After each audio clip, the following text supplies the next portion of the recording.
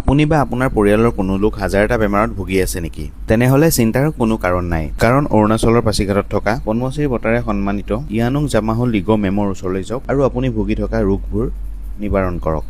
আমাৰ শৰীৰত হোৱা বিভিন্ন ধৰণৰ ৰোগৰ প্ৰতিকাৰক তেওঁ দিব পাৰে। তেওঁ দিয়া হাৰ্বেল দৰৱ খাই লাখ লাখ ব্যক্তি নিৰোগী হৈছে বিভিন্ন ধৰণৰ ৰোগৰ পৰা। আৰু তেওঁ এই হাৰ্বেল দৰৱ ৩৫ বছৰৰ পৰাই ৰাইজক প্ৰদান কৰি আহিছে। সেয়েহে ২০২৪ বৰ্ষত তেওঁক পদ্মশ্ৰী বঁটাৰে সন্মানিতও কৰা হৈছে। সপ্তাহৰ দুটা বাৰ মঙলবাৰ আৰু শনিবাৰে তেওঁ এই হাৰ্বেল দৰৱ প্ৰদান কৰে বিভিন্ন ধৰণৰ ৰোগৰ বিভিন্নজন ৰোগীক। তেওঁ দৰৱ ল'বলৈ প্ৰায় ১০০০জন ব্যক্তিয়ে তেওঁৰ বাসগৃহত ভিৰ কৰা দেখা যায়। সেইসকলৰ ভিতৰত অসমৰ লগতে বিভিন্ন দেশ বিদেশৰ পৰাও অহা দেখা যায় সেই ৰোগীসকলক। আহকচোন শুনো তেওঁৰ মুখেৰে তেওঁনো কি কয় এই দৰৱৰ বিষয়ে, কেতিয়াৰ পৰা তেওঁ দি আছে, কেনেকেনো আমি বেমাৰৰ পৰা বাচি থাকিব লাগে সকলোবিলাক। বাহিৰৰ বস্তু, বাহিৰৰ হাৱা, বাহিৰৰ ডিজাইনটো আমি নকল কৰিব নালাগে। যেতিয়ালৈকে মোৰ পৰিবাৰ কোনেও কেমিকেল নাখায় আৰু ভেকচিন নলওঁ আমি।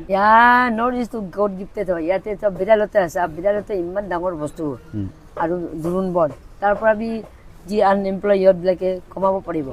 কাৰণ আইডিন চ'ৰ্চ আছে বেদালতা আৰু আইডিন নোহোৱা কাৰণে মানুহ গইটাৰ হয়, থাইৰইড হয়, এজমা, ব্ৰংকাইটিছ, নিউমনিয়া হয়, গাইনি প্ৰব্লেম হয়, হাৰ্ট প্ৰব্লেম হয়, চুলি প্ৰব্লেম হয়, চকু প্ৰব্লেম হয়, কাণ প্ৰব্লেম হয়, নাক প্ৰব্লেম হয়। এইচব তাতে প্ৰব্লেম চল্ভ হ'ব। এইটো পাউডাৰ কৰি বিক্ৰী কৰি থাকক, পৰা কিমান টকা কমাব। এতিয়াতো মই এইটো 32 ইয়াৰ্ছ হৈ গ'ল। এই জুলাইত 32 ইয়াৰ্ছ হৈ গ'ল। 32 ইয়াৰ্ছৰ পৰা আপুনি দৰৱ দি আছে?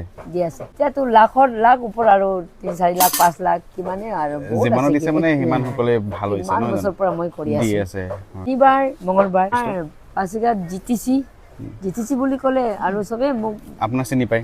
চবে চিনি পায়। আপুনি পদ্মশ্ৰী কোনটো বছৰত পাইছিলে? 2024। এয়াই হৈছে আমাৰ পদ্মশ্ৰী প্ৰাপ্ত লিগু বাইদেউ। মানে তেওঁ এই দৰৱৰ কাৰণে শ্ৰী নিচিনা এটা এৱাৰ্ড পাইছে আৰু কি লাগে। তেওঁ দৰৱ খাই লাখ লাখ মানুহ ভাল হৈছে।